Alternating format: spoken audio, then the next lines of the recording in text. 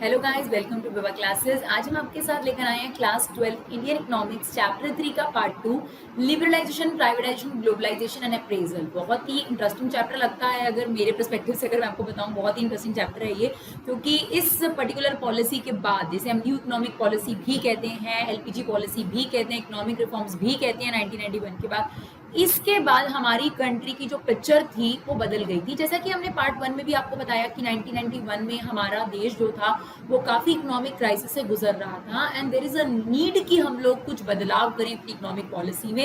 And there is a time, that is 24 जुलाई 1991, जब हमने ये एलपीजी पॉलिसी अपनाई और जिसका इम्पैक्ट हमारी कंट्री पे पॉजिटिव ज्यादा रहा। नेगेटिव तो होता ही, देखिए हर एक चीज के दोनों पहलू होते हैं, तो पॉजिटिव इम्पैक्ट काफी ज्यादा रहे, नेगेटिव भी थे, नो डाउट। तो चलिए अब हम समझते हैं कि किन रिफॉर्म्स को लाने की कोशिश की जा रही थी 1991 की इस पॉलिसी को अपनाकर, यानी ये जो रिफॉर्म्स थे, किस तरीके के रिफॉर्म्स के बारे में वादे किए जा रहे थे गवर्नमेंट के द्वारा, कि गवर्नमेंट को लग रहा था कि अगर हम ये एलपीजी पॉलिसी फॉलो करते हैं तो किस तरीके के रिफॉर्म्स हम अपनी कंट्री में चाह रहे थे। तो दो तरीके के रिफॉर्म्स हमारी कंट्री को चाहिए थे, यानी बदलाव चाहिए थे हमारी कंट्री को, थे जिसको कैटेगराइज करा है। और अगर आप एमसीक्यू बेस्ड क्वेश्चन की बात करेंगे तो बहुत ध्यान रखिएगा, स्टेबलाइजेशन एंड स्ट्रक्चरल रिफॉर्म्स, दो तरीके के रिफॉर्म्स है और ध्यान से समझने की कोशिश करते हैं। देखिए आपकी जो इकोनॉमी थी 1991 के एरा के टाइम में, आपकी इकोनॉमी काफी इनस्टेबलाइज हो गई थी। आपको हमने जो इसे पहला वाला पार्ट है उसमें आपको रीजंस बताए कि हमने ये रिफॉर्म्स क्यों करे, बिकॉज हमें इकोनॉमिक क्राइसिस फेस करना पड़ रहा था, बैलेंस ऑफ पेमेंट नेगेटिव था, इन्फ्लेशन ज्यादा था। जब ये चीजें नेगेटिव है, बैलेंस ऑफ पेमेंट नेगेटिव था, इन्फ्लेशन बहुत ज्यादा था, that is a symbol of imbalance in your country, right, कि हमारी कंट्री में इम्बैलेंस था। डिमांड जो थी, सप्लाई जो थी वो कम थी, डिमांड वहीं की वहीं थी, लेकिन इस वजह से ऐसे लग रहा था डिमांड ज्यादा है, जो इंक्रीज इन प्राइसेस में अफेक्ट शो कर रहा था। तो हमारी इकोनॉमी इम्बैलेंस्ड थी, राइट, यानी स्टेबलाइज करने की जरूरत थी। With the help of LPG policy, with the help of new economic policy 1991, there is a need to stabilise the economy. तो जो फर्स्ट रिफॉर्म्स कैटेगराइज करे गए हैं वो कहा गया स्टेबलाइजेशन रिफॉर्म, और इसमें क्या चीज स्टेबलाइज करने की कोशिश करेगी कि एक तो जो बैलेंस ऑफ पेमेंट डेफिसिट चल रहा था, first of all we want कि एटलीस्ट यार बैलेंस में आ जाए। जैसे आप ये समझ लीजिए कि बैलेंस ऑफ पेमेंट अगर नेगेटिव आ रहा है तो लॉस है, अगर आपका बिजनेस चल रहा है लॉस है। हम ये चाह रहे थे at least balance of payment zero आ जाए, नो प्रॉफिट नो लॉस की सिचुएशन आ जाए, यानी हम सबसे पहले इसको स्टेबलाइज करने की कोशिश कर रहे थे, फर्स्ट ऑफ ऑल। दूसरा, आपकी कंट्री में इन्फ्लेशन ज्यादा था, यानी चीजों के प्राइस ज्यादा थे, यानी डिमांड सप्लाई इनबैलेंस था, तो उसको भी स्टेबलाइज करना था। इसीलिए इन दोनों रिफॉर्म्स को कौन सी कैटेगरी में रखा गया, स्टेबलाइजेशन रिफॉर्म्स के अंदर। तो with the help of that policy stabilisation reform के बारे में था। इस पूरे पार्ट के अंदर हम लिबरलाइजेशन पे बहुत बात करेंगे, लिबरलाइजेशन पूरा डिस्कस करेंगे बच्चों, लेकिन उससे पहले ये डिस्कस करना जरूरी है कि जो 1991 की पॉलिसी आई, इसका जो टारगेट था कि क्या होगा हमारी कंट्री में, वो रिफॉर्म्स हम पढ़ने वाले हैं, क्या रिफॉर्म्स टारगेटेड थे, राइट। तो सबसे पहले स्टेबलाइजेशन रिफॉर्म्स के बारे में हमने बात करी कि इकोनॉमी जो थी वो इम्बैलेंस थी, इनस्टेबलाइज थी। With the help of that reforms we want that economy, our economy should stabilise. Then second one is structural reforms. Structure क्या होता है, कैसी आपकी इकोनॉमी बनी हुई। तो सबसे पहली बात तो हम ये चाहते थे कि हमारा देश, हमने पढ़ा एक रीजन में था, हमारी इनएफिशिएंट मैनेजमेंट थी, एडमिनिस्ट्रेशन इनएफिशिएंट था, उसका इम्पैक्ट भी हमें देखने को मिला कि हमारा इकोनॉमिक क्राइसिस हमें फेस करने को दिख रहा था। तो हम ये चाहते थे कि सबसे पहले एफिशिएंसी को इंक्रीज करें। व्हाट इज एफिशिएंसी, इकोनॉमिक्स आप लोग पढ़ेंगे, फर्स्ट चैप्टर आप लोगों का है। एफिशिएंसी का मतलब होता है अपने रिसोर्सेज का यूटिलाइजेशन बेस्ट तरीके से करना, यानी उनकी मिनिमम वेस्टेज करना, that is what efficient means, minimum wastage of resources. देखिए हमारे रिसोर्स वेस्ट ही हो रहे थे 1991 से पहले, क्योंकि हम जो सरप्लस उगा सकते थे, यानी जो हमारे फार्मर सरप्लस चीजें उगा सकते थे, बिकॉज वो एक्सपोर्ट नहीं हो रही थी, क्योंकि इम्पोर्ट एक्सपोर्ट बंद था, है ना, वो वेस्ट हो रहा था, पहली बात। दूसरी बात, हमारे पास बहुत सारे हार्डवर्किंग लोग थे जो काम करना चाहते थे, टैलेंटेड लोग थे जो काम करना चाहते थे, लेकिन उतना ज्यादा आपके पास वर्क अपॉर्चुनिटीज नहीं थी। तो 1991 में क्या हुआ, जब एलपीजी पॉलिसी अपनाई गई तो बहुत सारी प्राइवेट कंपनीज बाहर से आई, तो हमारा जो वो रिसोर्स वेस्ट हो रहा था, जो ह्यूमन रिसोर्स वेस्ट हो रहा था, वो भी यूटिलाइज होने लगा।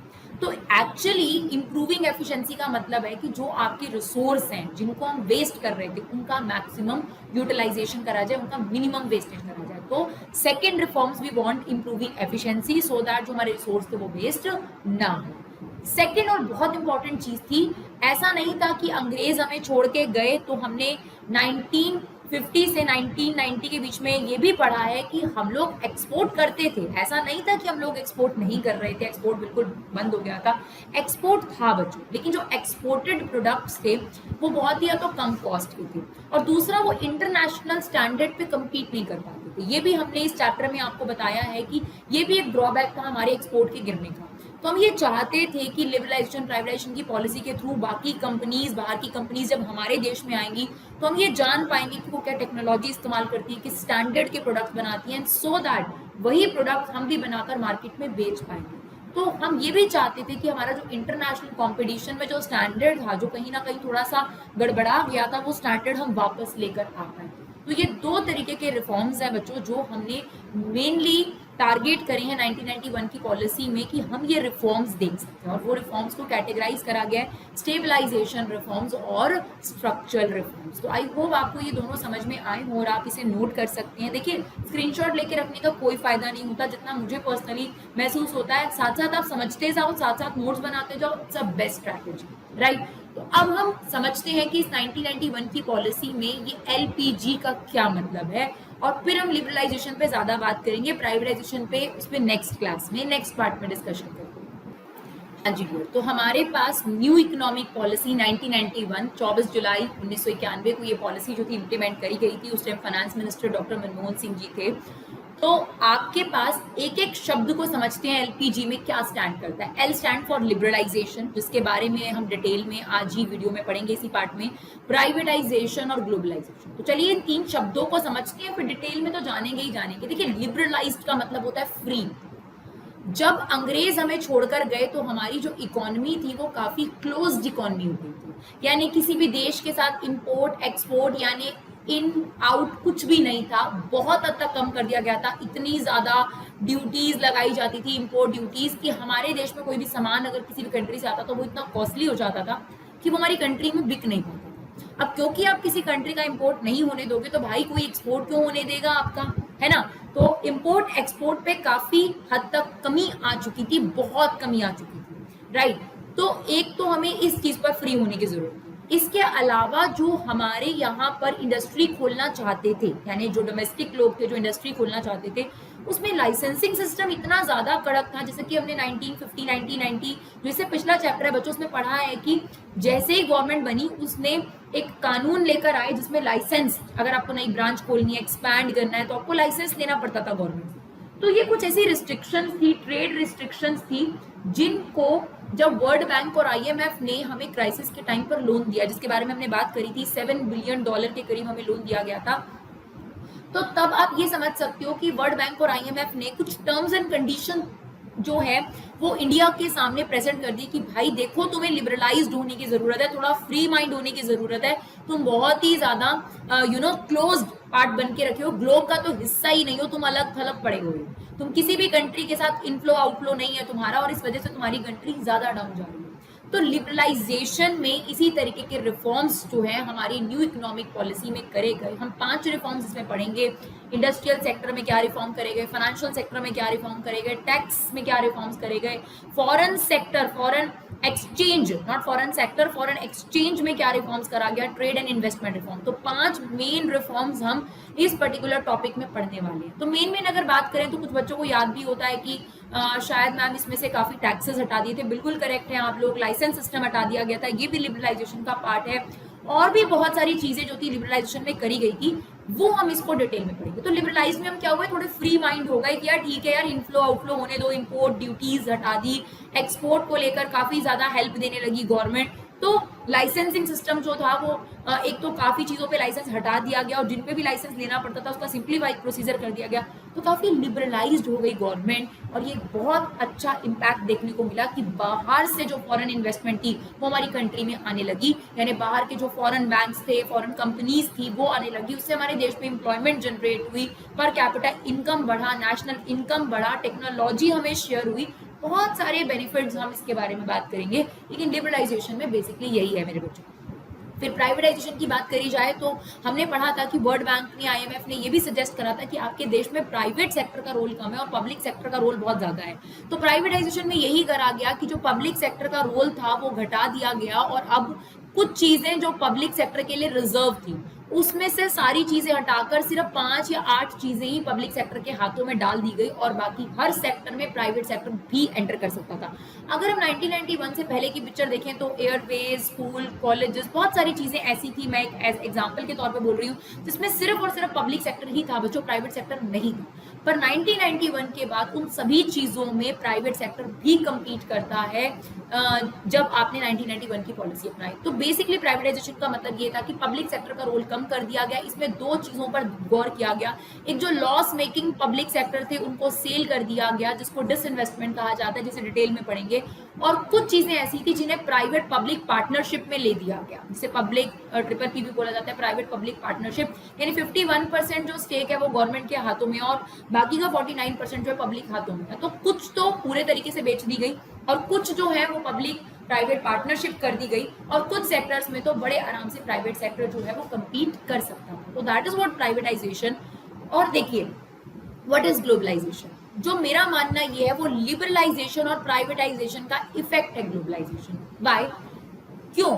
अभी आप क्या थे, ग्लोब से बिल्कुल अलग थलग पड़े हुए थे। ये था ग्लोब और ये थी बाकी कंट्रीज। तो ये सभी कंट्रीज एक दूसरे के साथ ट्रेड कर रही थी, बातचीत कर रही थी, आप कहीं अलग थलग पड़े हुए थे, राइट? क्योंकि आप किसी के साथ इंपोर्ट एक्सपोर्ट नहीं कर रहे थे। यानी मान लीजिए ग्लोब एक विलेज है, आप इस विलेज का हिस्सा ही नहीं थे, आप उसमें से अलग पड़े हुए थे बिकॉज आप किसी से ज्यादा बातचीत, इनफ्लो आउटफ्लो नहीं करते थे। जैसे ही आप लिबरलाइज्ड हुए, जैसे ही आपने प्राइवेटाइजेशन का कंसेप्ट फॉलो करा, बाहर की कंट्रीज आपके देश में आने लग गई, आप बाकी देशों में जाने लग गए, तो ये जो आना जाना होने लगा उसका ये इम्पैक्ट हुआ कि आप भी ग्लोब का एक हिस्सा बन गए और that is what globalisation all about. तो ग्लोबलाइजेशन की जो डेफिनेशन दी जाती है वो यही दी जाती है कि जो नेशन इकोनॉमी है, जो हमारी इकोनॉमी थी वो इंटीग्रेट नहीं थी बाकी इकोनॉमीज के साथ। तो जब आपने लिबरलाइजेशन फॉलो करा तो आप इंटीग्रेट हो गए। इंटीग्रेट का मतलब है मिक्स हो गए वर्ल्ड इकोनॉमी के साथ, और यही है ग्लोबलाइजेशन बच्चों। तो ग्लोबलाइजेशन आप ये नहीं कह सकते लिबरेशन प्राइवेटाइजेशन का इफेक्ट है, बिकॉज बिफोर दैट आप ग्लोब का पार्टी नहीं थे, आप ग्लोब से बिल्कुल अलग थलग पड़े हुए थे। तो globalisation is nothing but also the effect of liberation and privatisation. तो अब हम ज्यादा डिटेल में पहले डिस्कस करते हैं लिबरलाइजेशन और फिर नेक्स्ट पार्ट में लाएंगे आपके पास प्राइवेटाइजेशन और ग्लोबलाइजेशन। चलिए समझते हैं लिबरलाइजेशन। चलिए बच्चों एक एक कर अब हम रिफॉर्म्स पढ़ते हैं। तो हमने सबसे पहले लिखा था इंडस्ट्रियल रिफॉर्म्स। इंडस्ट्री और फर्म में डिफरेंस क्लियर है मेरे बच्चों को? फर्म क्या होती है? सिंगल, और इंडस्ट्री क्या होती है? Combination of firms. जैसे for example Pepsi is a cold drink firm, ठीक है, Coke is a cold drink firm, ऐसे समझ लेते हैं। और जब ये सारी कोल्ड ड्रिंक फर्म इकट्ठी हो जाएंगी तो क्या बन जाएगी बच्चों? कोल्ड ड्रिंक इंडस्ट्री, ठीक है ना। तो इंडस्ट्रियल रिफॉर्म्स क्या करे गए? तो सबसे पहला लिखा गया रिड्यूसिंग लाइसेंस। ये बहुत बड़ा स्टेप था अगर बात करी जाए, रिड्यूसिंग लाइसेंस। इसमें दो बातें आप लिख सकते हैं, कुछ चीजों के लिए तो लाइसेंस लेना आपके लिए हटा ही दिया गया, तो कुछ चीजों के लिए लाइसेंस बिल्कुल खत्म कर दिया गया कि आपको लाइसेंस लेने की जरूरत नहीं है। तीन कैटेगरी आप बोल सकते हो, कुछ चीजों के लिए लाइसेंस बिल्कुल जरूरी नहीं है, कुछ चीजें ऐसी थी जिनके लिए लाइसेंस लेना पड़ेगा तो ज्यादा मुश्किल प्रोसीजर नहीं रहेगा, और कुछ चीजें यहाँ पर जो हम मेंशन कर रहे हैं इनमें आपके लिए लाइसेंस मैंडेटरी है। That is alcoholic drink, cigarette, cigar, tobacco का अगर आपको इंडस्ट्री खोल रहे हैं, डिफेंस इक्विपमेंट बना रही हैं, एक्सप्लोसिव यानी खतरनाक कुछ भी ऐसे चीजें बनाई जा रही हैं, या हजारियस केमिकल्स। तो ये 5 चीजें छोड़ दी जाएं तो आपके पास या तो लाइसेंस हटा दिया गया या सिंप्लीफाइड कर दिया। तो 3 कैटेगरीज मैंने आपको बताई। Reducing licensing, this is the first reform जो लिबरलाइज्ड में हमारी गवर्नमेंट ने फॉलो करा, यानी 1991 में जो लिबरलाइजेशन कंसेप्ट था जिसमें सबसे ज्यादा बात करी जाती है लाइसेंसिंग पर। तो लाइसेंसिंग सिस्टम को काफी सिंप्लीफाइड कर दिया गया। फर्स्ट ऑफ ऑल कुछ चीजों के लिए लाइसेंस जो मैंडेटरी था वो हटा दिया।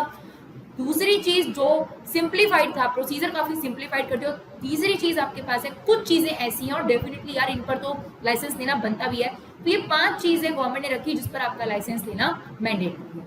दूसरा रिफॉर्म जो इंडस्ट्रियल सेक्टर में लिया गया वो था पब्लिक सेक्टर का रोल जो था इंडस्ट्रीज को लेकर वो कम कर दिया गया। जहां पर पहले 17 इंडस्ट्रीज जो थी वो पब्लिक सेक्टर के लिए फिक्स थी, वो घटाकर 8 इंडस्ट्रीज कर दी गई। अब वो 8 इंडस्ट्रीज कौन कौन सी आपके एग्जाम में जरूर पूछा जा सकता है, तो आपको नाम जरूर याद रखने हैं बच्चों। आर्म्स एंड एम्यूनिशन, ये सब नाम बहुत नॉर्मल है, आपको खुद भी पता लगेगा कि ये गवर्नमेंट अपने अंडर ही रखेगी। डिफेंस एयरक्राफ्ट वगैरह या एटॉमिक एनर्जी बनाने से रिलेटेड, कोल और लिग्नाइट से रिलेटेड, रेलवे गवर्नमेंट के अंडर, माइनिंग में कुछ स्पेसिफाइड माइनिंग्स हैं जो गवर्नमेंट ने पब्लिक सेक्टर के पास ही रखी हैं।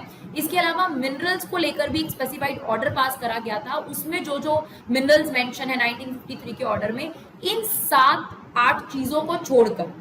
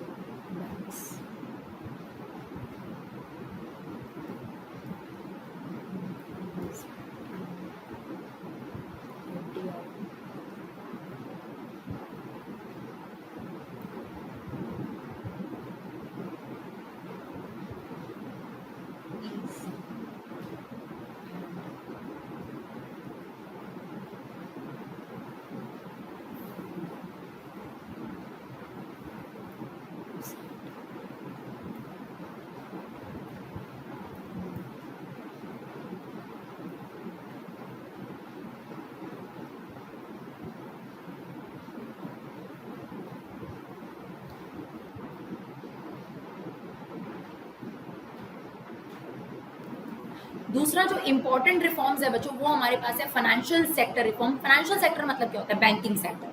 तो उसमें भी बदलाव करने की जरूरत थी कि कोई भी बिजनेसमैन के लिए सबसे जरूरी चीज होती है पैसा, है ना।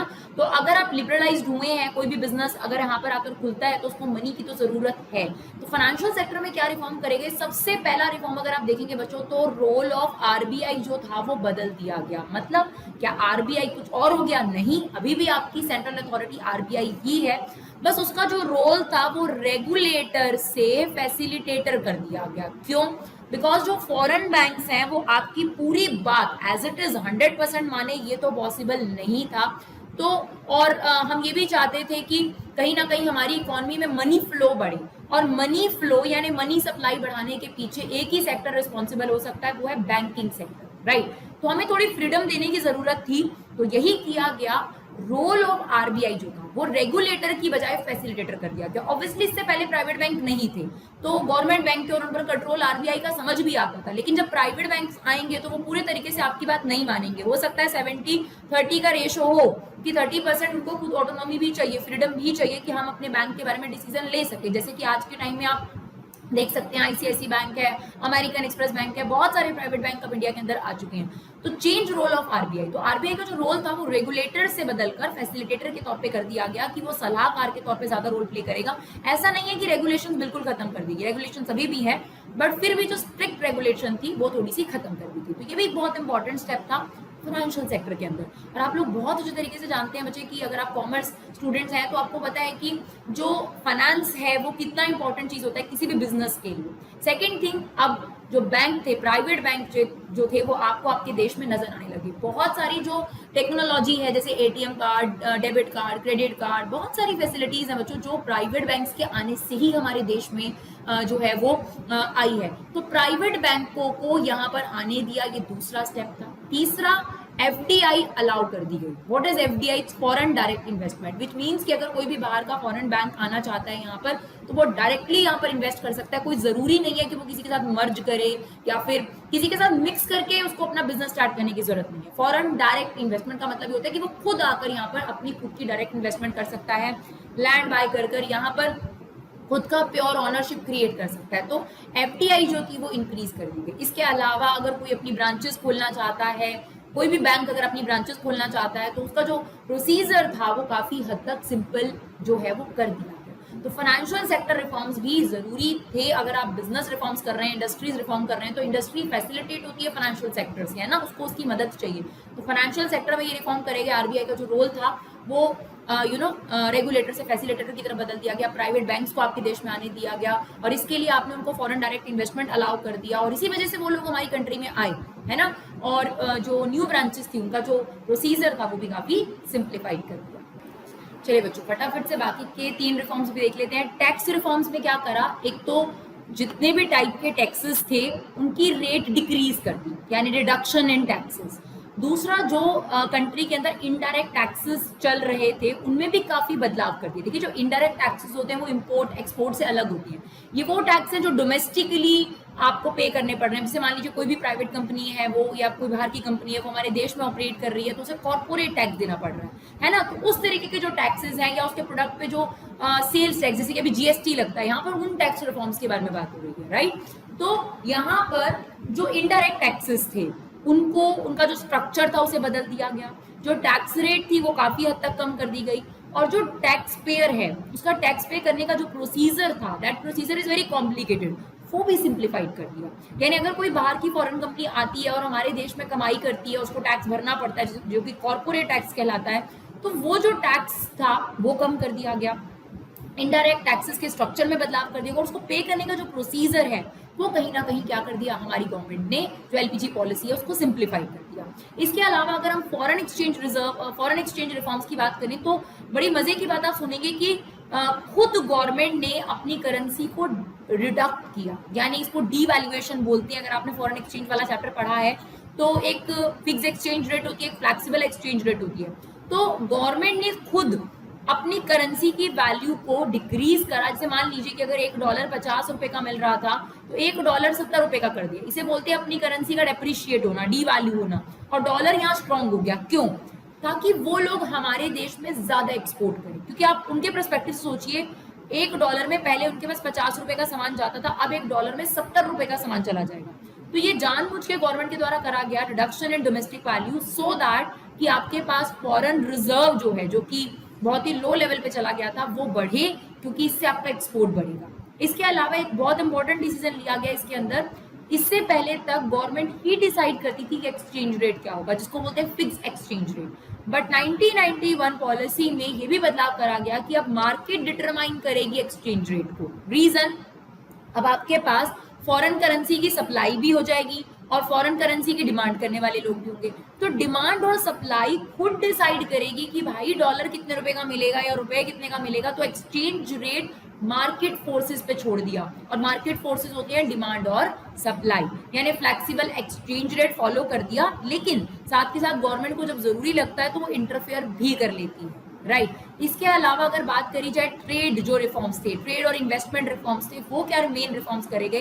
तो एक तो कोटा सिस्टम हटा दिया। कोटा सिस्टम में क्या होता है कि क्वांटिटेटिव रिस्ट्रिक्शंस लगा दी जाती थी कि इससे ज्यादा आप इंपोर्ट नहीं कर सकते, इससे ज्यादा आप एक्सपोर्ट नहीं कर सकते। उनको बोलते हैं बच्चों कोटाज, ठीक है। तो वो कोटा जो था वो उसको काफी हद तक रिमूव कर दिया गया। बहुत ही कम चीजों पे कोटा भी लागू होता है। तो जो कोटा था वो रिमूव कर दिया, यानी क्वांटिटेटिव रिस्ट्रिक्शन जिसको बोलते हैं। इसके अलावा एक्सपोर्ट ड्यूटीज हटा दी गई बहुत सारी चीजों पर, इंपोर्ट ड्यूटीज हटा दी गई बहुत सारी चीजों पर, और कई चीजों पे बहुत कम रेट कर दिया गया उसका। इसके अलावा जो एक्सपोर्ट इंपोर्ट लाइसेंस का जो प्रोसीजर होता है, लाइसेंस लेना पड़ता है, उसका जो प्रोसीजर था वो भी काफी रिलैक्स कर दिया गया, काफी सिंप्लीफाई कर दिया गया। तो देखिए, जो ओवरऑल के 5 रिफॉर्म्स हैं लिबरलाइजेशन में जो लिए गए, सबसे पहले हमने इंडस्ट्रियल सेक्टर रिफॉर्म्स पढ़ा, उसके बाद हमने foreign sector reform, financial sector reform पढ़ा, उसके बाद अभी हमने tax reform, foreign exchange reform और trade and investment policy reform पढ़ा। तो आई होप आपको लिबरलाइजेशन अब क्लियर हो गया होगा, क्योंकि बहुत सारे पॉइंट्स आपके पास इकट्ठे हो गए कि लिबरलाइजेशन में एक्चुअली में क्या हुआ। लाइसेंस हटा दिया गया, काफी हद तक कम कर दिया गया, टैक्सेस जो थे वो कम कर दिए गए, इनडायरेक्ट टैक्सेस हटा दिए गए, एक्सपोर्ट इम्पोर्ट टैक्सेस जो कि बाउंड्री पे टैक्सेस लगती है ना, एक बाउंड्री से दूसरी बाउंड्री में आने वाले उन टैक्सेस को हटा दिया गया। जो मार्केट रेट, जो एक्सचेंज रेट है वो मार्केट फोर्सेस पे छोड़ दी गई। आरबीआई का जो रोल था उसमें थोड़ा सा बदलाव कर दिया गया, प्राइवेट बैंकों को आने दिया गया। तो ये सारे ओवरऑल पॉइंट्स हैं जो लिबरलाइजेशन का कंक्लूजन बनते हैं। और आई होप आपको ये वीडियो जो है वो पूरा समझ में आया हो। अगर आपने ये वीडियो एंड तक देखा है तो बस एक रिक्वेस्ट है बच्चों कि आप अपना कीमती समय निकालकर इसे एक शेयर जरूर करिए, बिकॉज आप लोगों का सपोर्ट हमारे लिए बहुत मैटर करता है। हमारे प्लेटफॉर्म पर आपको पता है हमारे चैनल पे किसी भी तरीके की कोई भी चार्जेस नहीं लिए जाते, पूरे तरीके से फ्री प्लेटफॉर्म है। और यहाँ पर accounts, business studies, economics, math सबके आपको फ्री लेक्चर्स दिए जाते हैं। तो ये ज़्यादा से ज़्यादा लोगों तक पहुँच सके, इसके लिए हमें आपका सपोर्ट चाहिए और हमें पूरी उम्मीद है कि आपका सपोर्ट हमें ज़रूर मिलेगा। Thank you so much guys for love and support, keep supporting.